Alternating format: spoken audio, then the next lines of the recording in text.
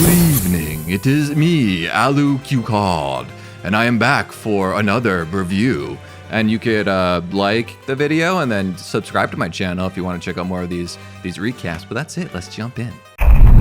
Day 2. The party go to bed and hang out with TTS. Jet tells Ty that he leveled up, something that will happen once a day for one of the party members. John seems like he was getting pissed off at TTS constantly calling him a gay man, so he ends up walking off. In his absence, the rest of the party, mostly Taylor, start commenting on John getting called gay on TTS. This whole time, John was actually only 2 feet away, but was remaining silent. Then John, Taylor, and Letty start arguing over John's sexuality. And I'll tell you straight up though, that if you say keep anything. walking away, I didn't walk away. I came over here so I won't get smoke in my face. You can chill the fuck out now. Yeah? But you Did I say anything to you? Hey, hold up. Why would I answer if I'm trying to go to bed? Why would I answer if I'm trying to go to bed? Look at what time it is. It's probably past 1 a.m. right now. I would have said it to your f***ing face right off the bat. It's afterwards. Afterwards. I just said that if you keep walking away when they call you gay, it's gonna piss. Like as if you're offended about being gay. I mean, I'll help you out. All right, all right. You f***ing fat. Yeah, you f***ing fat. Me out, huh? Answer the question. You Can hear you, John. Hey, fucking on up good or don't. In the AM, the fish eat and chop down a tree. Taylor is not feeling well and gets pulled off the set. She'll be given an IV drip later that day. Nothing serious, probably just dehydration. John gets a radio quest from the blacksmith to find a bunch of rocks in exchange for a green thing. When John asked to be given the green thing in exchange for the rocks, he meant his vape, but the blacksmith gave him his Zin instead, which turned into another John 10 moment. John then tries to get Deputy Brian to compete with him in a push-up contest, once again turning into another argument. Sheriff Ben then calls a town meeting and gets pissed off at Deputy Brian and forces him to commit seppuku. Shut the f up, Deputy Brian! While I'm talking! See that porta potty right there, Deputy Brian? Yes, Sheriff. You got your gun on you, right? Yeah. Go on that porta potty. It's loaded. Go kill yourself in that porta potty right now. He also introduces the concept of the PvP goggles, which are essentially just goggles so people's eyes don't get shot out during the airsoft battles. So anytime PvP is called, they have to put the goggles on. Everyone's given a pair of goggles that they have to keep with them at all times. So during the day, anytime PvP is called, goggles go on, and now anyone can get killed. And at night, it's just always PvP, so you should always have them on you. Jet comes in and resets, making it a canonical cutscene. Okay. Yeah, this was a canon cutscene. We have to run it back. Yeah, let's get Brian out of the... Brian! And Brian commits seppuku once again. Oh, Sheriff. They're back. Brian, will you shut the f up? It's Deputy's fault. Will you please be quiet while I'm f***ing talking? I'm so f***ing sick of trying to get my point across, and you f***ing interrupt me always. You always have interrupted me. You always do that. You know what? How about this, Deputy Brown? I got an idea for you. Here's something new. Take the gun, put it in your mouth, and f***ing show yourself! Can't define order.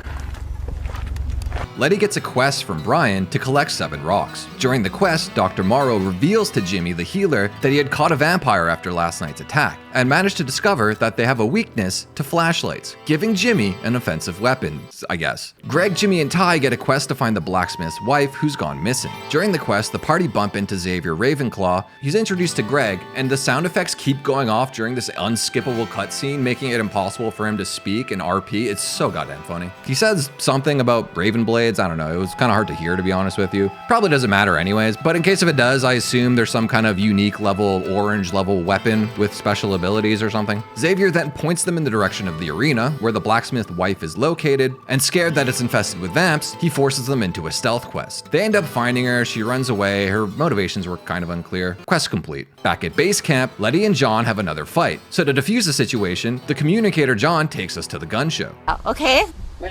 No. No. Sorry, Lady. Sorry, Get Lady. out of the Sorry, way. Lady. Don't touch me. Don't out of touch the me, way. Lady. It's okay, Lady. John is in peak form here, and I don't mean just physically. I mean, he's just in peak Jontent right now. Like, he's really making the show. I feel like all the best bits so far have been surrounded around everything he does turns into some sort of disagreement or some sort of argument. He's been great. The Duke arrives at the base camp and pulls Jan aside to talk to him. Who are you? I'm your humbled servant. Finally, somebody around here with the proper attitude. He makes a dark alliance with Jan, making him his mole within the party. I need an ally. I need somebody on my side, Jan. Will you be my ally? I will convince them. They are beyond convincing. I only need one man with a strong will. A strong man, not a weak man. Okay. Will you be my ally, Jan? Thank you, brother. Earlier in the day during the quest, Xavier asked Ty to set him up on a date with Taylor, who is still out sick. When Tay re-emerges, she tries to confront him, but he gets too shy and skedaddles. And then the Duke proposes to Ty that in exchange for 5 gold, he will reveal Xavier's real name, which will give him unlimited power over Xavier, whatever that means. Taylor gets summoned on her date with Xavier in the Downs. They're surrounded by vamps, but it appears Xavier has complete control over them. Xavier claims that he isn't actually in love with Taylor and never asked for the date, even though he clearly did, and instead proposes that they form an alliance, taking her under his wing as his new protege. Tay also mentions that she has a boyfriend. To be clear, I never sent such message, and I was never really that interested in you. You're not my type to begin with, to be fair. Thank you. What do you mean, thank you? Because I.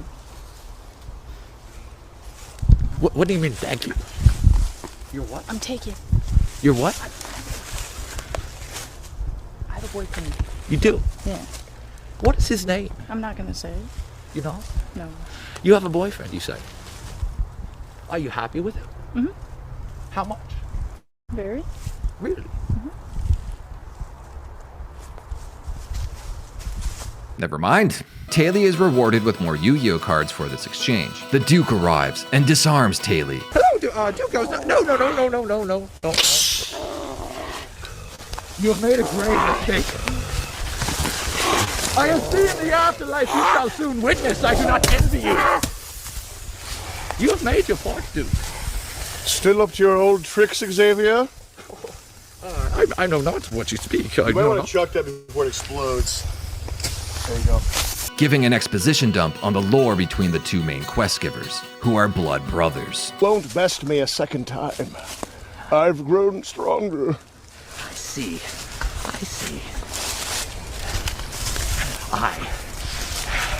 I need more power. If I understand the challenge. Duke. Before you leave, I beg of you just a small favor, please. Please, Duke. Duke, my old brother. We were once siblings. Please, Duke. Xavier then gives Taylor a quest to seek out the vampire hunter Cage to learn in his way of the blade. Later that day, back at the camp, Xavier comes by to chill. He asks John if he could suck the blood off his finger. He cut his finger open earlier in the day. John says no, so Xavier in a rage kicks over the bottle of cheesy poofs. Oh, okay. Sure. Damn. Yes. Okay. I see. John loses it and attacks Xavier. Still not understanding the concept of RP, ignores Xavier's bat transformation. You see?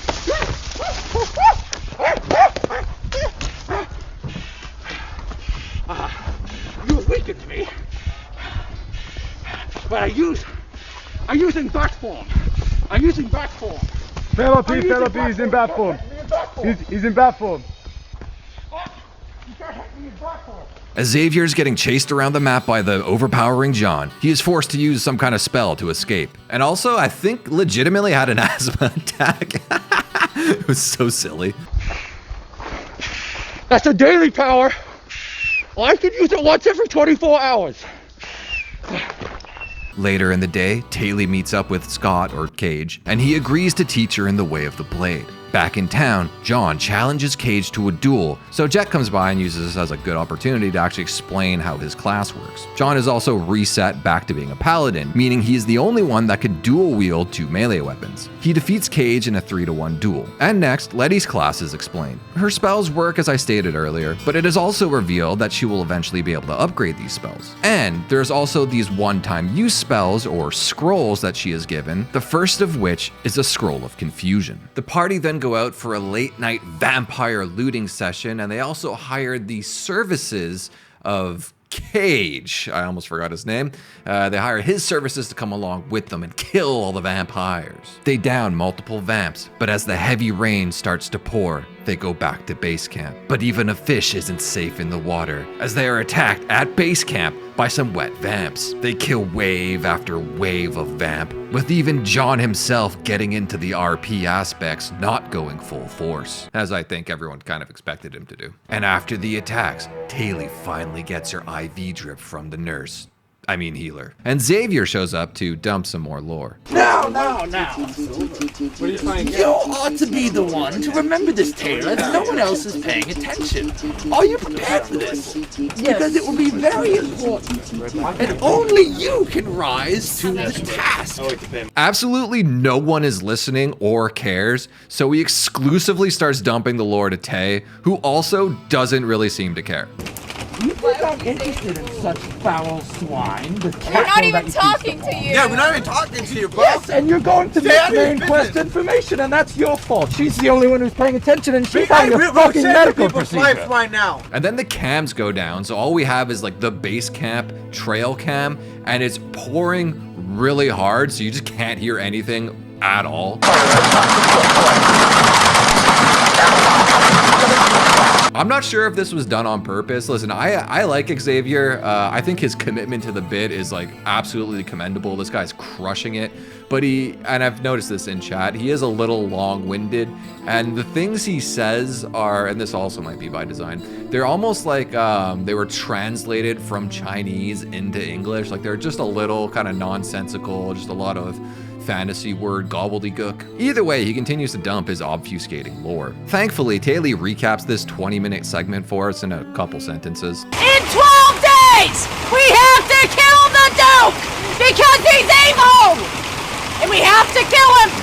The confrontational John, who, if you remember, joined a dark alliance with the Duke, tried to convince the other fish that Xavier is not the path to victory in the Bloodgames. And save the Duke from him! Ah, how fitting, John! This sounds like a brother feud! We shouldn't get intervened! Yes, really now! How hilarious! You guys are siblings, and you guys want us to work for you! Xavier then tries to explain the basics of Yu-Gi-Oh's to Taylor, while the healer was trying to heal her. As a Yu-Gi-Oh fan, I really enjoy this. And as the rain continues to fall from the heavens, the fish finally gets some much needed rest. Day 3. Actually, as they try to sleep, sound effects are putting them through hell.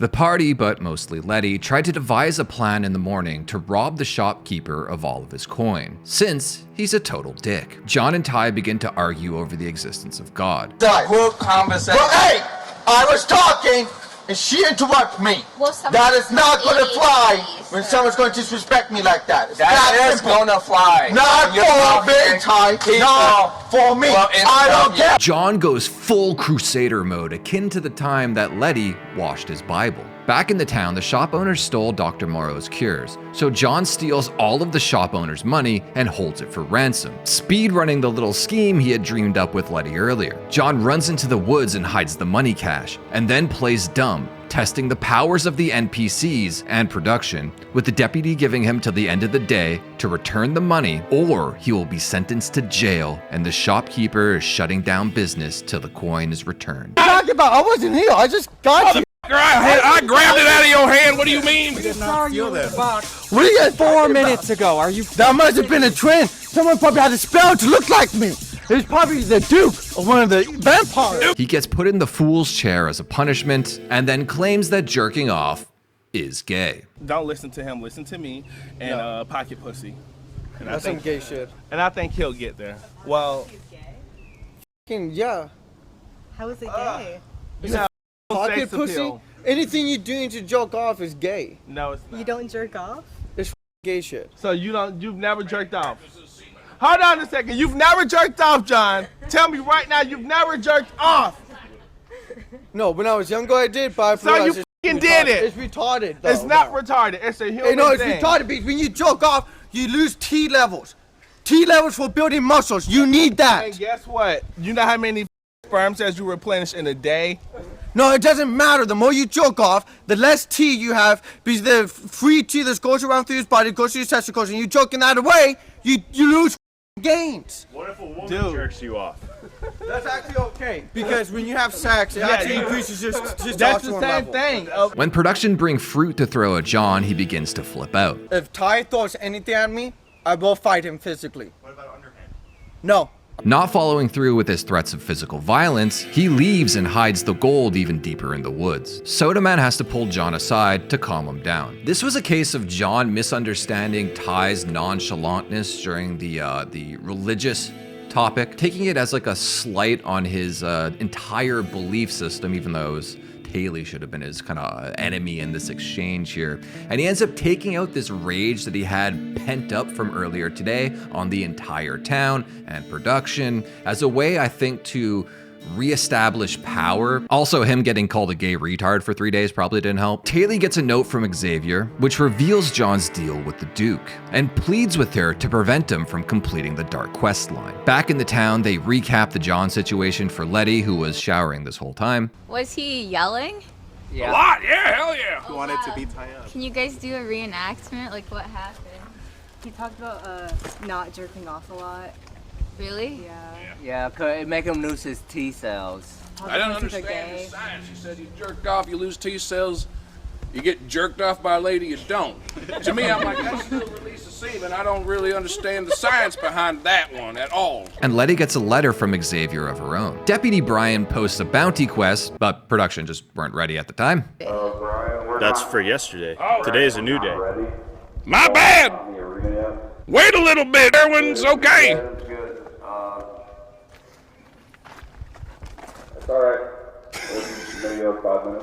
So in the downtime, Letty tries to barter with the shopkeeper, who is now depressed without his coin and considering ending it. Letty tries to barter their gold back from John, who is holding strong in his convictions, holding the money hostage, and demands that production let him use firearms. Okay, well, if production says you can't have anything, then can you give the gold to me and I'll give it back to him, and then... If I give it to you, so you could give it back to them, I would still be in trouble. Well... And it's the only leverage I have as of right now to get myself out of this sticky situation I put myself in. Okay, that's kind of true, actually. John, who had also received a letter from Xavier, reads it on camera. The note is super petty and clearly written by a salty samurai after John had attacked him earlier. And he also tries to extend an olive branch, allowing him to denounce the Duke and join the side of the light. And then finally, Vance arrives, our final fish, our final member of the party, moving Greg Van Helsing back to an NPC role. Vance is introduced to Xavier, who reveals that John has been getting a little gay with Sheriff Ben. Gaze upon the dark truth. Gaze? Yes, indeed, gaze. Oh, get the hell out. John and the sheriff. Man! No.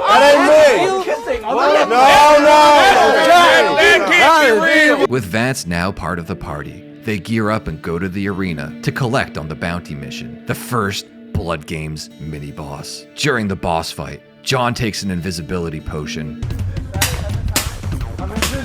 as the rest of the party try to corner him and catch him alive. He manages to down Ty, who is revived by Jimbo, and after a tough battle, the party are able to bring down his HP to 1, capturing him alive as John brings the bounty to jail. And now it's time to elect a party leader, which John campaigns to get Vance in charge. Letty contests, but John quickly convinces her that she's too lazy for the responsibility. Why do you want Vance to be the leader so bad? Wouldn't you want to be the leader? Why would I want to be a leader of everyone? Isn't that like your whole thing, is being like an alpha male? What are you talking about? I just do me. Okay. Why would I want to be a leader of everyone in this group? Be responsible for everything all the time? Oh, that's true. The party is then introduced to a new NPC and they have to decide what his role is going to be. They immediately start trying to replace him with various NPCs that they don't personally like. We learn that this new NPC, Kevin, is allegedly from an NFL-related charity, but Ty isn't buying it. His name is Matt Light. He's a football player for the Patriots. Okay. And yeah, they sponsored me. So they sponsored you to come on here? So, yeah. So you play football They're then? big fans, yeah. I don't think that's true. Cause no NFL organization, no offense to Fishtank, but will get involved in this. Kevin becomes Evil Kevin, a thief, and is introduced to Xavier, who doesn't understand American football and has sensitive toes. Now, Will, what's your name, brother? You just stepped on my toe, and I believe that's very rude. These bamboo sandals are very expensive, you see. Kevin also tries to kiss Ty. Alright, cool. So that guy trying to kiss me or something. Weird. John reveals to evil Kevin that he has a team of 40 people on the outside, feeding him single-use code words so he knows everything that's been going on. This is like Jimmy from season 2, but on steroids. Or John on steroids. Xavier shows up and trolls John by telling Kevin that he has a 60-person team on the outside feeding him code words. John, who challenged Xavier to a duel earlier in the day, tries to follow up on the threat, and Xavier outplays him using John's short-term memory loss. You struck first by spitting in the face of said Oliphant. How hard did I spit force in his face? You cut my throat earlier. Do you not even remember? Oh yeah, but you were giving shit to in the show. Vacant look you have in your eyes as you try to recall information that happened nearly 2 hours earlier. Yeah, The fish gets summoned to a new quest, mostly because Jet's getting bored. He also finally has to put John in his place, who's been acting out of control all goddamn day.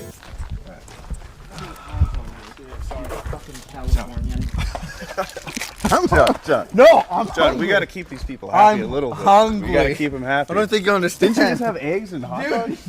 Yes, I'm a glowing boy! Let's see.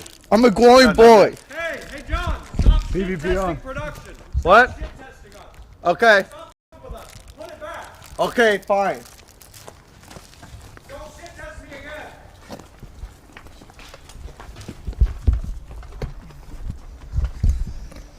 Big day. When they get to the spot that Jet told him to go to, Xavier meets up with them for another lore dump and gives them a new quest. He reveals that he is a vamp. He also lays out a bunch of other things we already know, that him and the Duke are brothers, and that he wants the fish to help him defeat his brother to become the King Vamp. The party will need 5 artifacts for a ritual to turn the immortal vamp, the Duke, back into immortal, because he's currently immune to foam swords and plastic bullets. This ritual can only take place during the blood moon of the final day. The first step is to construct a shrine for the ritual, which thanks to John's power of Christianity, he is the only one who can build it. And over the next 12 days, they also must upgrade it for what I could only assume is a tower defense final quest. He mentions that one of the 5 artifacts is currently around his neck, but is tied to his soul, meaning John, who clearly doesn't like him, isn't allowed to kill him just yet. Before he leaves, he allows the party to ask him 3 questions. Question 1. What are the 4 remaining artifacts? He spoke mostly in riddles, but he did mention that one of them is probably going to be a crown. 2. What's up with the Yu-Gi-Oh cards? Xavier says that he will only tell Taylor at some point in the future, probably on another date. Then he forces her to do pup play. I still never got an answer for what that was. Anyway, Neil.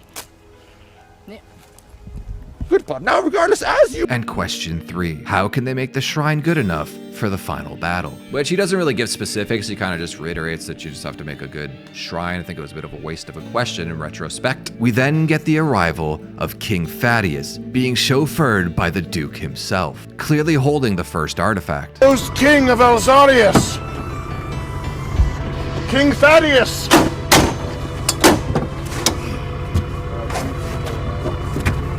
Camera, bro. Hold on, wait. Chris, hold on. Reset, Chris, reset.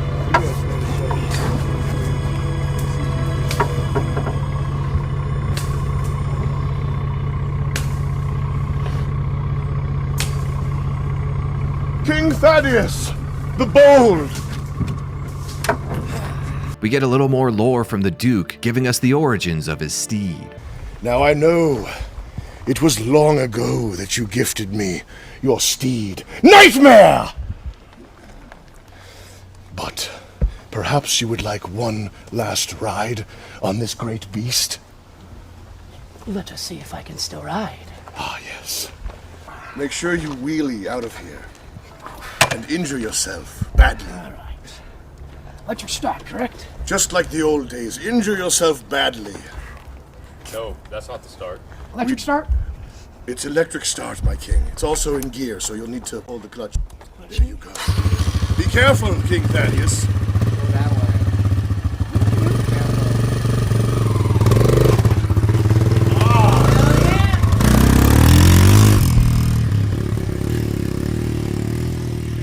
That's a lot of weight.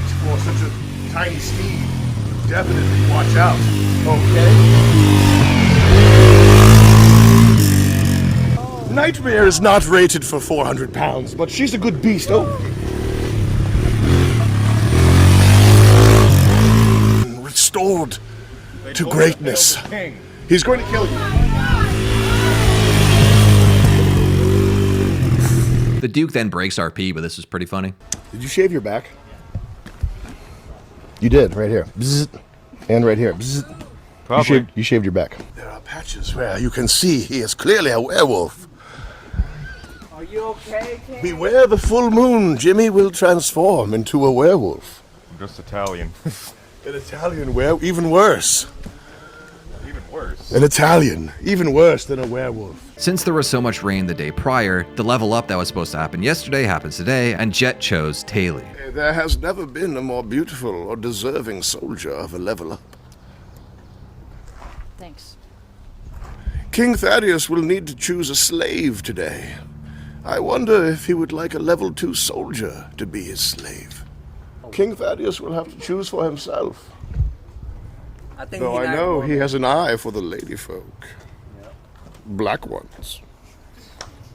Fat-ass black ones. Finally, King Thaddeus returns and sets up their next quest. The party must venture into the treacherous downs, but are only allowed to use melee weapons, just like the good old days. There's a giant battle, and King Thaddeus uses his lore-accurate lightsaber. In exchange for King Thaddeus' crown, Jimmy sniffs his stained pantaloons. Don't do it! Do it. This for the crown, right? I bet. Oh, it was brown! Dude, this probably smells good. Pretty horrendous. Considering I've been marinating in those Oh, he got a crown. all Great job, day. Jimmy. And upon impressing the king with his iron stomach, he is knighted for his efforts. John gets told off by Jet, who is clearly pissed at him now.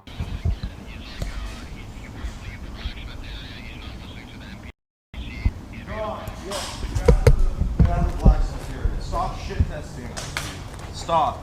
The Duke then takes John on a walk in the woods, promising him absolute power if he agrees to drink blood. I would like to see you. Stop! You violated my anus. Your spree is at an end. I'm confiscating your penis. I would like to see you. Hey John, it's your gay thoughts again, man. I love man ass and man cock. I would like to see you. W. John Tax. W. John Tax. The end of this competition. I've had no. Would you rather be gay or retarded? Since I was bested by Xavier. I have a little trick in store for him, though. When he sees my final form, he will really take on more than he can bargain for, believe me. Xavier is no threat to me. You, John, could be an interesting duel. By the end of this, if you grow your power enough and attain a high enough level, perhaps... How would I grow to a high enough level? You would grow John, by... I heard Dunye going rate is 250 for one night with his hot throbbing ebony cock. That's way too expensive for Dunye. I saw a black person today. By completing quests and being helpful around town to your friends. John hangs out with sweats and finishes inside. Whether